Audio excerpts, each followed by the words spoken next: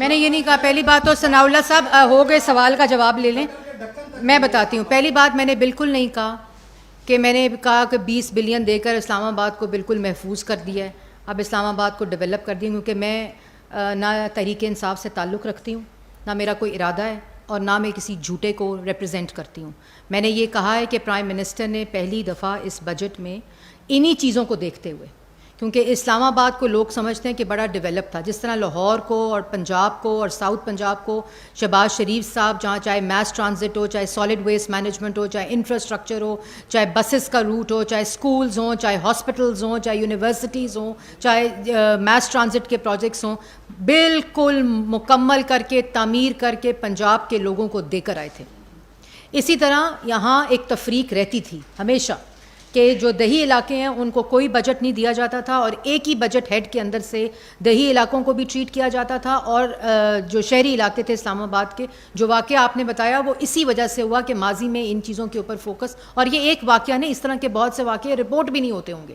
پھر جو اسلام آباد میں سب سے بڑا پانی کا مسئلہ ہے, پھر اسلام آباد میں ٹرانسپورٹ کا مسئلہ تھا جس کو حل کر لیا گیا. جو مکمل ہوئے وہ پروجیکٹس میں نے آپ کو بتایا مکمل ہوئے.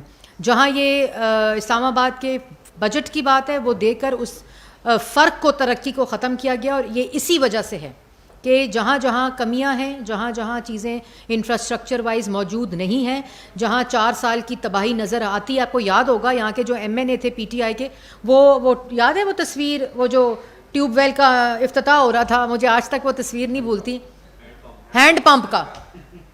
تو وہ ہینڈ پمپ والے جو چیزیں لگی ہوئی تھیں ملک کے اندر, ان کو بھی جاتے جاتے یا تو لپیٹ کر لے گئے, یا توڑ کر چلے گئے, یا ان کو تباہ کر کے چلے گئے.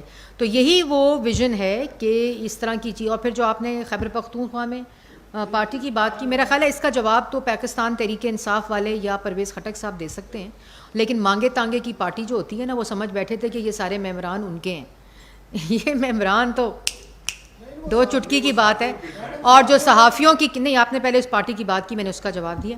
جو صحافیوں کی بات ہے وہ تو بہت ہی میرے خیال میں ان ایکسیپٹیبل ہے. مجھے یہ انفارمیشن, میں ابھی ان کی پریس ٹاک دیکھ رہی تھی, مجھے یہ ابھی تک انفارمیشن نہیں ہے. میں یہاں سے پریس ٹاک سے جاتے ہی اس کے اوپر نوٹس بھی لیتی ہوں, میں اس پہ دیکھتی بھی ہوں, اور میں وہاں کی جو سیکیورٹی ایجنسیز ہیں, پولیس ہے, ان سے رابطے میں آ کر میں پتہ بھی کراتی ہوں کہ یہ کیا واقعہ ہے, کیونکہ اس کے بارے میں مجھے اس وقت تک جب میں آپ سے پریس کانفرنس کر رہی ہوں مجھے علم نہیں ہے. اور انشاءاللہ یہ تمام چیزوں کی وہ لے کر میں آگاہ بھی کروں گی آپ کو کہ یہ کیا واقعہ اور اس کے اوپر کیا کیا جا رہا ہے. اب ایس کیانی صاحب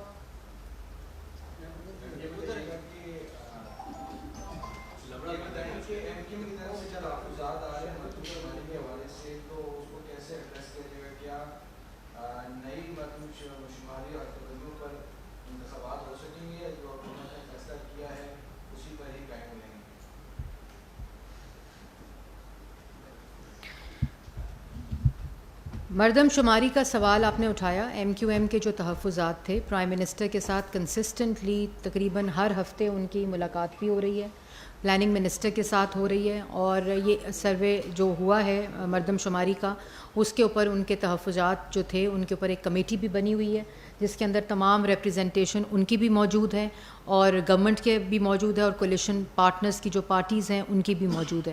اور انشاءاللہ ہم نے یہ 14 ماہ کسی قسم کا کوئی سیاسی عدم استحکام شہباز شریف صاحب نے اپنی قیادت میں, اپنی سوچ سے, اور بڑے ہی ایک کنسٹرکٹڈ اس کے ساتھ ایک ویژن کے ساتھ کوئی ایسا عدم استحکام سیاسی نہیں آیا, بلکہ اپنا سیاسی جو سب سے بڑا حریف تھا, جو دوسری سیاسی جماعتوں کو دشمن سمجھتا ہے, اس کو ساتھ بھی قانون کے مطابق ڈیل کیا ہے.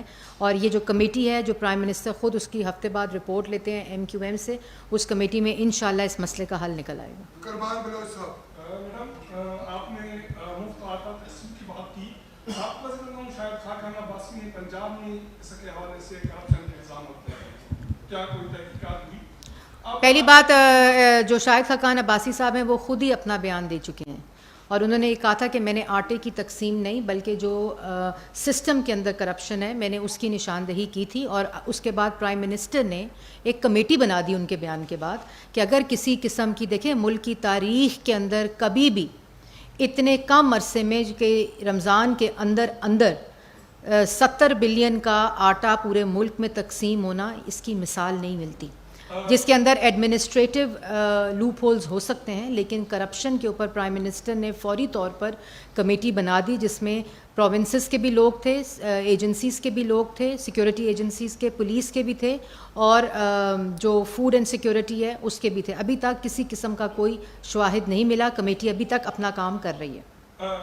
کرپشن کی اگر آپ بات کریں تو آپ کو یاد ہوگا ٹرانسپیرنسی انٹرنیشنل کی جو 2019 سے 22 تک کی رپورٹ تھی، اس کا حال آپ کو یاد ہوگا کہ کرپشن انڈیکس میں کتنے درجے پاکستان میں اضافہ ہوا تھا. جو احتساب اور چوری اور کرپشن کا نعرہ دوسروں کو لگا کر الزامات لگاتے تھے، ان کے اپنے حالات اس رپورٹ میں موجود ہیں. میڈم ایک مرتبہ پھر میعاد کی قیمت بڑھ گئی ہے، کیا حکومت پھر کوئی نئی اسکیم لانا چاہ رہی ہے؟ اور دوسری بات ہے کہ سیلاب متاثرین کی بحالی کی آپ نے بات کی، سندھ میں تقریباً ابھی بھی 80% لوگ متاثرین باہر نہیں ہوئے، بلینس خرچ ہوئے، تو وہ کیوں نہیں؟ کس چیز کی بحالی؟ سندھ میں سیلاب متاثرین باہر نہیں. دیکھیں میں نے پہلے کہا یہ سندھ کی بات نہیں، بلوچستان کی بات نہیں، پنجاب کی بات نہیں، جو یہاں علاقے متاثر ہوئے تھے. یہ ایک پروسیس ہے.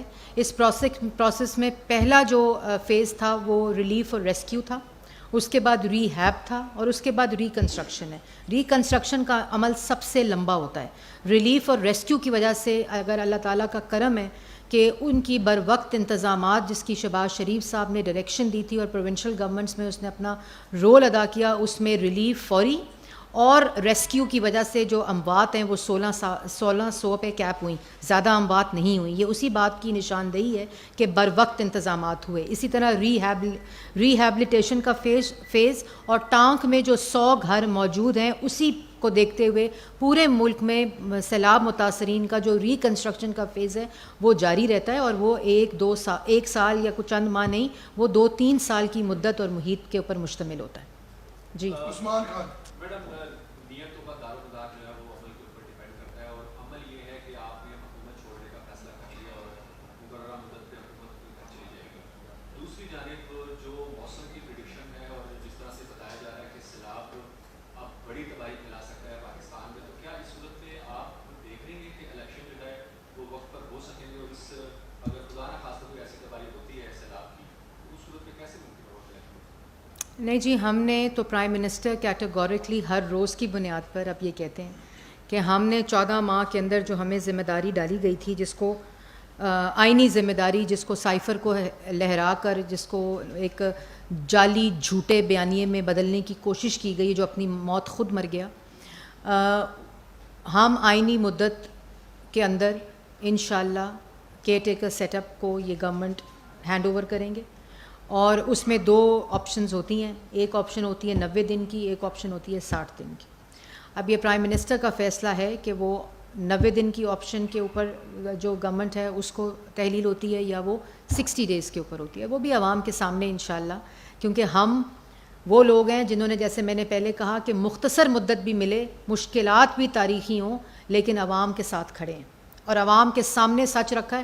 بند دروازوں میں پیٹرول کی قیمت کم کر کے IMF کے پروگرام کو ڈیفالٹ نہیں کیا. عوام کے سامنے رکھ کے کیا کیا شرائط ہیں، مشکلات بتا کر کہ یہ کہہ رہے ہیں یہ ہونا ضروری ہے، جس کی وجہ سے معاشی استحکام آئے گا اور عوام کی حالت. مشکل فیصلے ہوں گے، فوری مشکل ریلیف مشکل ہے، لیکن آہستہ آہستہ اس کے اثرات عام آدمی کی زندگی پر مثبت اور بہتر پڑیں گے. اسی چیز کو مد نظر رکھتے ہوئے ہم نے وہ ذمہ داری پوری کی، اور نیک نیتی سے کی، محنت سے کی، دن رات کام کر کے کی. اسی طرح آپ کے جو مسائل تھے، جس پہ آپ نے جو بات کی، جو صحافی برادری، آپ کو یاد ہوگا 4 سال وزیر اطلاعات اسی کرسی کے منصب پر بیٹھ کر صحافیوں کو تھپڑ مارتے تھے. یاد ہے نا؟ وزیر اطلاعات نے صحافی کو تھپڑ مارا تھا، یاد ہے کہ نہیں یاد؟ یاد ہے کہ وہ پسلیاں ٹوٹی تھیں، ناک کی ہڈیاں ٹوٹی تھیں. وزیر اعظم، سٹنگ وزیر اعظم کو جو رپورٹرز بیونڈ بارڈرز کی رپورٹ ہے اس میں میڈیا پریڈیٹر کہا گیا تھا.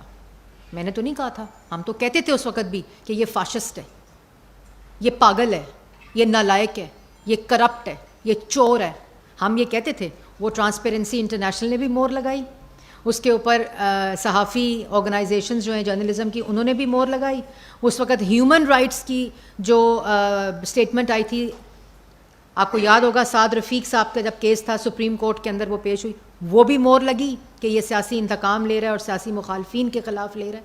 اور کیا وجہ ہے کہ اتنا پروپیگینڈا کیا 14 ماہ کہ ہیومن رائٹس وائلیٹ ہو گئے ہیں, فریڈم آف ایکسپریشن وائلیٹ ہو گیا, 7 درجے فریڈم آف ایکسپریشن بھی بہتری کی رپورٹ آتی ہے, UN کی ہیومن رپورٹس بھی بہتری کی طرف رپورٹ آتی ہے, فیٹف بھی گرے لسٹ سے نکلتا ہے, اور جو فچ کی رپورٹ ہے اکانومی کی وہ بھی بہتر آتی ہے, اور یہ انڈیپینڈنٹ رپورٹس ہیں, یہ ملک نہیں لکھتے یا مریم اورنگزیب یا پارٹیاں نہیں لکھتی, یہ پورا ڈیٹا آتا ہے, پرسیپشن کے اوپر یہ رپورٹس بنتی ہیں.